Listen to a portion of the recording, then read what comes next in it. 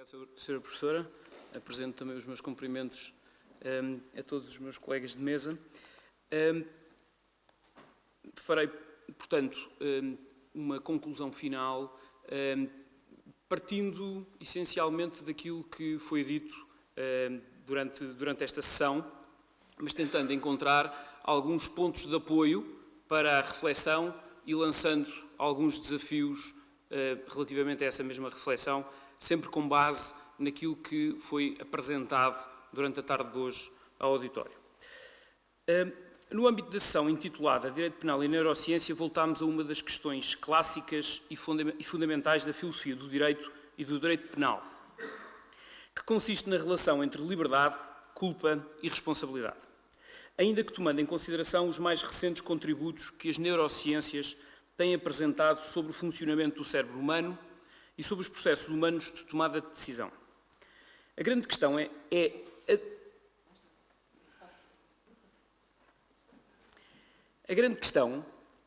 a de saber se uma determinada imagem do cérebro, enquanto máquina biológica que determina o modo como pensamos e agimos, aparentemente, ou assim nos diz os mais recentes contributos da neurociência, através de um processo que passa despercebido à consciência da própria pessoa, se esta imagem pode ou não colocar em crise a ideia de culpa e de responsabilidade penal. A verdade é que a sessão que agora terminou permitiu chegar a algumas conclusões, ainda que preliminares e indiciárias, que funcionarão apenas como ponto de apoio para posteriores reflexões. Primeira conclusão que me parece importante e que traduz muito de qual é que é o estado da arte neste momento. Parece ter resultado da discussão a ideia de que as novas descobertas das neurociências, a propósito do funcionamento do cérebro e dos processos de decisão, não podem ser desconsiderados pelo direito penal, sob pena de este se tornar num sistema meramente simbólico e desligado da realidade. Por exemplo, o professor Miguel Conlhedo sublinhou a exigência de atenção aos dados das neurociências, pelo menos, não só, mas pelo menos, naqueles casos em que os contributos científicos possam permitir colocar em dúvida a responsabilidade do agente devido a déficits mentais. No mesmo sentido, o professor Eduardo Demétrio Crespo entende que o direito penal não se pode esgotar num mero exercício de interpretação jurídica dos preceitos do Código Penal, fechando-se numa espécie de jogo segundo as suas próprias regras, sem qualquer referência a conhecimentos externos da filosofia e também da neurociência. Tal atitude, e eu aproveito as palavras do professor Eduardo Demétrio Crespo porque me parecem importantes neste ponto, implicaria que o direito penal estaria a prescindir de respostas que seriam importantes para resolver o principal problema penal de todos os tempos, a legitimidade do castigo. Segunda conclusão. Parece ter resultado da discussão, e mais uma vez parece-me a mim também, enquanto relator, que traduz o estado da arte nesta matéria, tal como é discutida por neurocientistas e direito penal, parece ter resultado da discussão a ideia de que as novas descobertas das neurociências não são suficientes para abalar os alicerces de um direito penal fundado no princípio da culpa, desde logo por razões de filosofia da ciência.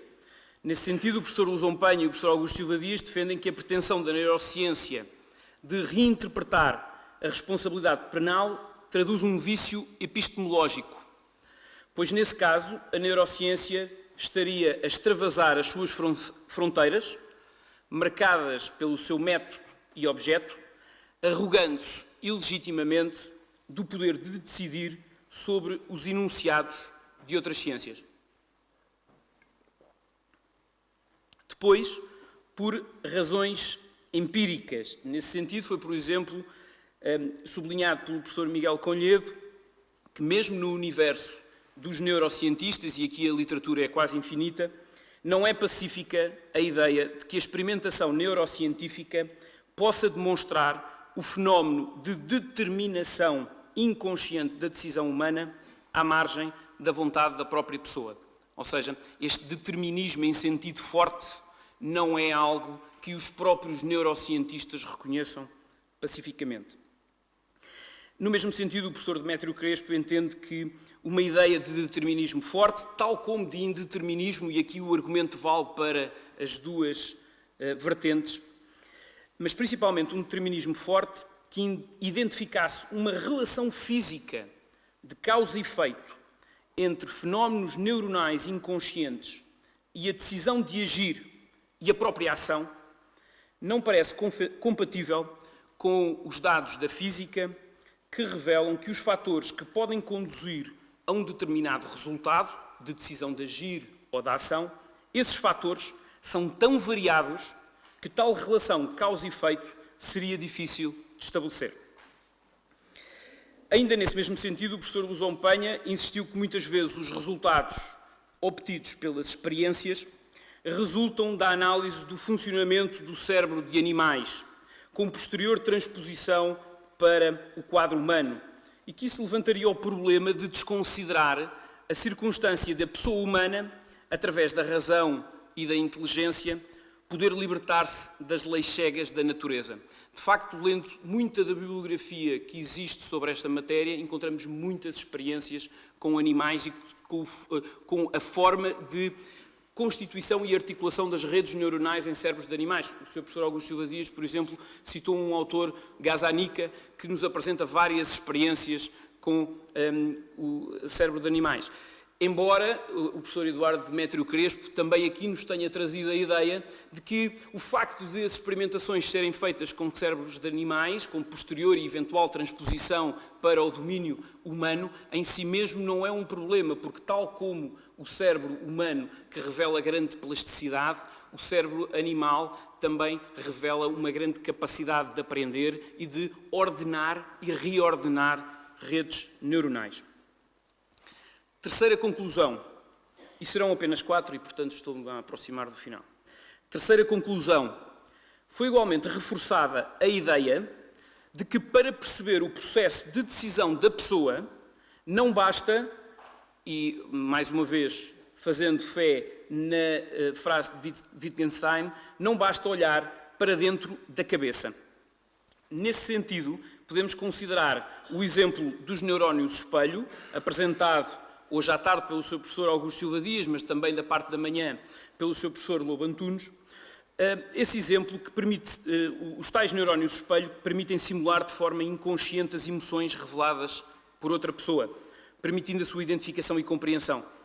Em princípio, se isto for verdade, isso demonstraria que o cérebro não é uma máquina fechada em si mesmo, mas antes uma correia de ligação entre mente, corpo e mundo social. A este propósito, inclusivamente, o Sr. Professor Silva Dias propõe a ideia de que a atividade do cérebro e da mente depende também da experiência e da filiação cultural da pessoa, a qual pode inclusivamente modelar e configurar as redes neuronais. E até se chega mais longe, a relação bidirecional entre cultura e cérebro verifica-se também em situações patológicas, podendo ser identificadas patologias psíquicas que podem ser explicadas, em larga medida, no seu início, manifestação e desfecho, por razões culturais. Quarta conclusão, e última, e talvez aquela que, não só neste painel, mas na literatura e na bibliografia em geral, e aqui numa íntima relação entre os conhecimentos da neurociência e o aproveitamento que o direito penal faz dos mesmos, dizia eu que não só neste painel, mas também na bibliografia em geral, parece suscitar mais dúvida, mais controvérsia e mais polémica. Parece ter sido sustentada a opinião, neste painel, de que a liberdade, que pode funcionar como substrato da responsabilidade penal, não pode ser entendida como um simples poder de atuar de outra forma. Ou, pelo menos, e faço agora esta ressalva, para poder incluir também, de forma confortável, o pensamento do Sr. Professor Luzão Penha, dizia eu que, pelo menos, essa liberdade não pode ser entendida como um poder de fazer com que as redes neuronais funcionem de uma certa maneira. Ou seja, A questão de saber se o cérebro pode ou não funcionar de uma certa forma ou de uma forma diferente, essa questão parece que, salvo nas situações patológicas, não é relevante para o conceito de liberdade que interessa ao direito penal. Assim, por exemplo, o professor Miguel Conlhedo defende a ideia de liberdade baseada na crença na dignidade da pessoa humana. Trata-se de uma liberdade enquanto proposição normativa, na medida em que os seres humanos consideram-se livres e, acima de tudo, atribuem-se mutuamente no mundo social esta propriedade de ser livre. O seu professor deu muitos exemplos, mas há um que é muito impressivo e que é muito tratado na filosofia, na bibliografia sobre esta matéria. Na nossa vida social, só faz sentido nós darmos os parabéns a alguém pelo seu feito e apenas faz sentido desiludirmos-nos com a inércia ou com o desinteresse dos outros se os considerarmos livres por aquilo que fazem. Caso contrário, os parabéns ou a desilusão seriam totalmente despropositados. Na mesma linha, ainda que com particularizações, segue o seu professor Augusto Silva Dias. Decisivo não é a forma como o cérebro funciona, se funciona desta forma ou se pode funcionar de forma diferente, mas o modo como nos autocompreendemos como pessoas e nos reconhecemos reciprocamente como livres e iguais.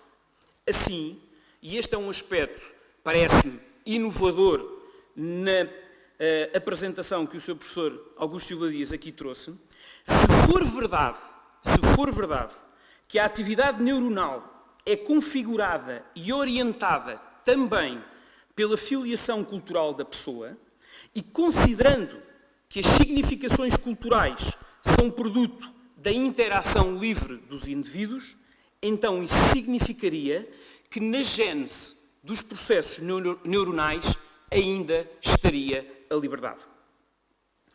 Já o professor Demétrio Crespo, e estou-me a aproximar e gostava depois, em termos processuais, suscitar aqui uma diferença de entendimento que pode resultar das várias posições que foram aqui apresentadas. O professor Demétrio Crespo entende que a culpa jurídico-penal não pode ser entendida como um juízo de censura, e aí distancia-se da posição apresentada pelo seu professor Eduardo Demétrio Crespo. O professor Eduardo Demétrio Crespo entende que a culpa jurídico-penal não pode ser entendida como um juízo de censura, e aí distancia-se da posição defendida pelo seu professor Luzão Penha. Não pode ser entendida como um juízo de censura pelo mau uso da liberdade, mas antes como uma verificação de um conjunto de condições estabelecidas pelo ordenamento jurídico para que se possa atribuir pessoalmente o facto ilícito ao seu autor. Tais condições teriam de incluir, entre outras, uma certa margem de liberdade do autor intersubjetivamente reconhecida, ou seja, em que possamos reconhecer que, de alguma forma, o agente teve participação no próprio processo de foro interno. Portanto, não se exige um indeterminismo na decisão, que redunde numa quase indiferença perante escolhas possíveis, mas a tal margem de liberdade intersubjetivamente reconhecida.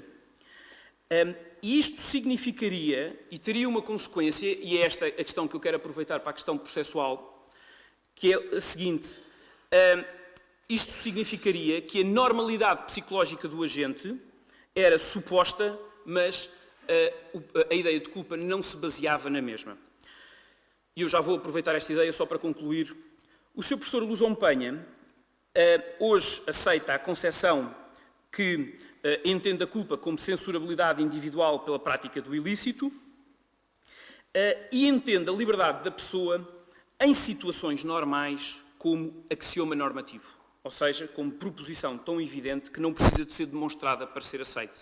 Ou seja, seria uma proposição não rebatível. Aquilo que poderia ser rebatível ou que poderia ser demonstrado era que o agente concreto não se incluía dentro desta categoria da pessoa normal que se verifica em situações de normalidade. A minha dúvida coloca-se então nestes termos. Se o senhor professor, e que se coloca a propósito desta ideia de axioma da liberdade, se o Sr. Professor Lousão Penha considera a liberdade pessoal de decidir num sentido ou noutro um axioma normativo que não pode ser afastado. Aquilo que se pode demonstrar é que o agente não integra essa condição de normalidade. A conclusão que me parece não ser defendida, por exemplo, pelo Sr. Professor Eduardo Demétrio Crespo, como resolver processualmente os casos duvidosos em que não se tem a certeza, há um non-licet, sobre se o indivíduo concreto é ou não efetivamente livre. Pois, nesse caso, parece-me que aquilo que nos resta será apenas o tal axioma não rebatível de liberdade, o que implicaria a condenação, se bem percebo, do agente. Estas são 4 conclusões que me parecem que resultam deste painel e que seriam um ótimo guião para uma eventual análise futura, não só dentro dos CIMs, mas dentro para qualquer pessoa. Lançaria apenas, e Sra. Professora, 2 minutos, 1 minuto, 3 desafios, 3 questões que me parecem importantíssimas que ficassem esclarecidas no futuro. Primeiro, um primeiro desafio lançado pelo Sr. Professor Miguel Conhedo, de onde traçar a diferença entre a utilização da neurociência para limitar a responsabilidade penal do indivíduo e a utilização da neurociência para finalidades de previsão e tratamento ou imposição de tratamento da perigosidade. Um outro desafio já referido, como tratar processualmente a dúvida judicial perante a liberdade concreta do agente num cenário em que a liberdade pessoal de decidir seja um axioma normativo. Um último, lançado pelo Sr. Professor Augusto Silva Dias. Em que medida a perturbação mental culturalmente cunhada pode qualificar para efeitos de preenchimento do elemento biopsicológico da inimputabilidade? Em qualquer caso, parece-me que o presente painel nos deixou os dados suficientes para perceber os termos das questões e para problematizar os mesmos, razão pela qual agradeço a todos as magníficas intervenções. Muito obrigado e muito obrigado pela tolerância que me ouviram.